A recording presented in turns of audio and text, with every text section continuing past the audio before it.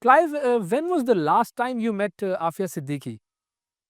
I saw her about 4 weeks ago. I've seen her 12 times in the last year, and it is a very disturbing thing to go see her because she's so traumatized, poor woman.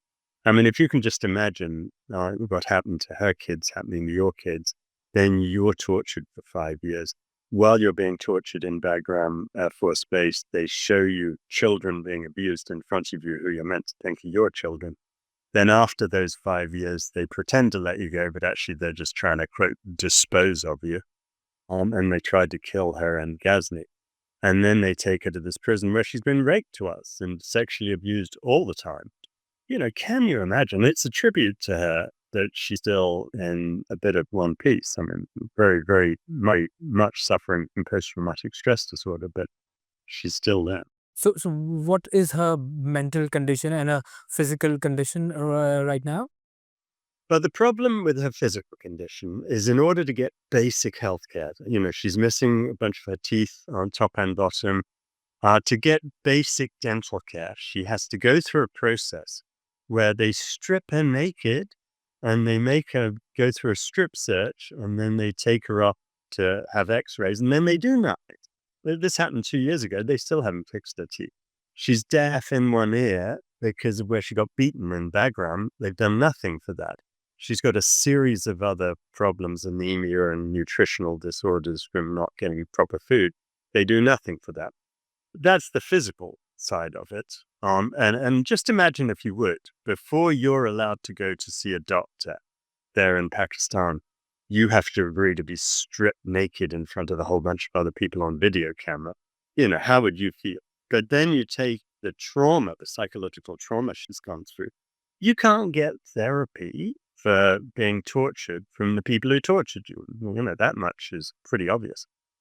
So she's not getting any help on that. So her life is just endless abuse and torture. And that's why we've got to get her out of there. There's no two ways about it.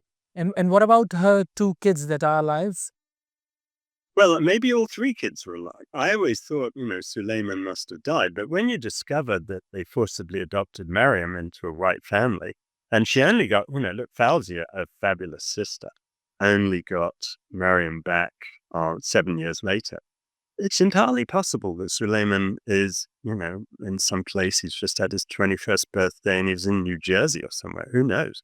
The US government did apparently abduct effectively 1,250 Afghan children without anyone's permission when they were leaving Afghanistan. So, maybe Suleiman's with them. And I suppose I'd ask you this.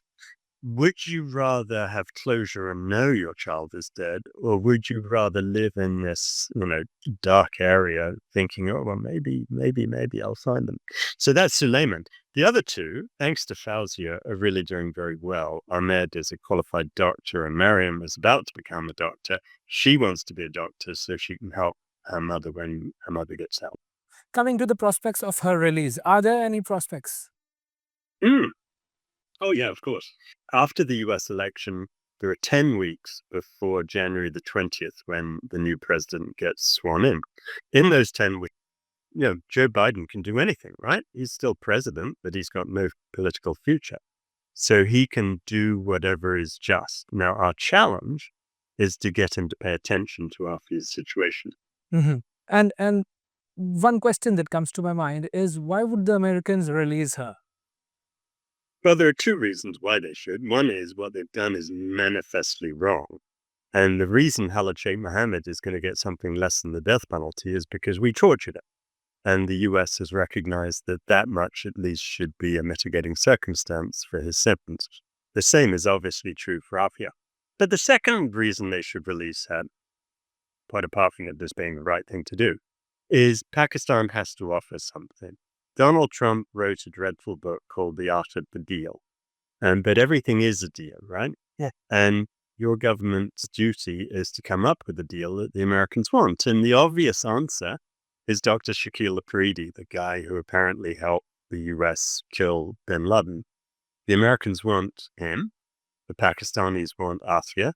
So let's have a prisoner swap. And, certain people among your government have said, well, how can we do this? How can we send a Pakistani doctor, Afridi, to America? Well, let me tell you, you sent Aafia to America. President Musharraf sold Aafia to the Americans. So there's absolutely no argument that Pakistan can't swap Dr. Shakil Afridi. If he wants to go there, send him to America with his family. Okay, and has there at any point in time in history been a merciful approach or some sort of an inclination by the US authorities for such a prisoner swap or for the release of Afia? Well, in Afia's case, we haven't yet, but we're going to, I hope. But they do it all the time. I mean, look, whenever you read about an American person being wrongly arrested as a spy or whatever by Vladimir Putin, you hear about them doing swaps. We do it time. And it happened in Afghanistan a whole lot. You know, we swapped the Taliban flight for the American prisoner that was being held by the Taliban. So it happens all the time. And the Pakistan government just needs to get to the program and do what's right. Okay, so this letter is something that would work. That could be the first step after such a long time. Yeah, it's a step. It's not the first step. I mean, I filed the clemency petition. We filed a compelling argument for her to get clemency. But it is a step, and we have to act urgently because there's very little time to make this happen. Now, you know, I can't promise it's going to work. I hope it does, but I can't promise it. But if it doesn't, then we've got Plan B and Plan C, and those are possible too. And I'm not going to stop until we get this poor woman out of that. Okay, and can you mention any mistakes that Pakistan has made in the past as far as the efforts of Afia's release go? I mean, where do we begin? I can't think of many Pakistan's got right so far. Now, I hope they are now. So, you know, don't let me overly critical. But actually, you know, what happened was they appointed counsel at the beginning who really didn't do what needed to be done here. Not entirely their fault, given there was a war going on. But since then, Pakistan simply hasn't put enough effort into it. They haven't, you know, come up with a prisoner swap. If they don't like Shakil Afridi, then it's on them to come up with something else. And they haven't done all the things that they should have done to support her in prison. I've just sued the prison after 20 years of her being abused. You know, the prison gets sued because they're abusing her. They won't let her have a minam. They won't let her have a meeting with a doctor. All of these things are things that the Pakistan government should have been doing actively. But, you know, let's not look backwards. Let's look forwards and let's look at the solution now instead of just criticizing. And looking forward, it has to be a legal plus a diplomatic solution. Well, yeah, both. I mean, it's really a matter of power. Everything comes down to power.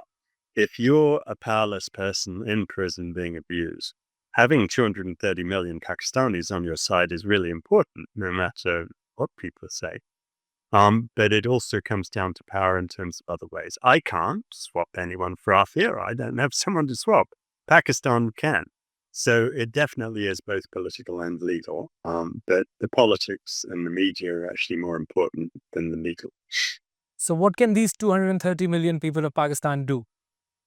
Well, I'll give you the address of President Biden in the White House. It's 1600 Pennsylvania Avenue Northwest, Washington, D.C. 20500. You write to Biden, but you can do it online. You can go to the portal at the White House. You write to him saying, let Aafia go. Do it nicely. Let's not do it in an ugly way. Same thing. You can hold a protest outside the U.S. embassy or the U.S. consulate and deliver letters to President Biden, to the consular officials, because they'll then get them to him. At the same time, we need to get powerful people in America, Pakistani Americans who have clout, to contact both the senators and the president. We just need everyone to do their piece. And seriously, people who don't do their piece and, you know, are not doing the right thing. You really need to do that. That's very important. And finally, on a scale of, let's say, 1 to 10, how hopeful are you? Which number would you give for a They're- chance of release?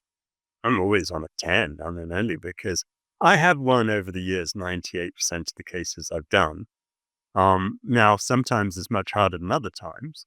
But the truth is, we're just not going to stop until we get her out. Will I promise to get her out by January the 20th? No. I really hope we do. But if that doesn't work, we'll do it another way. Thank you Clive, thank you for your time.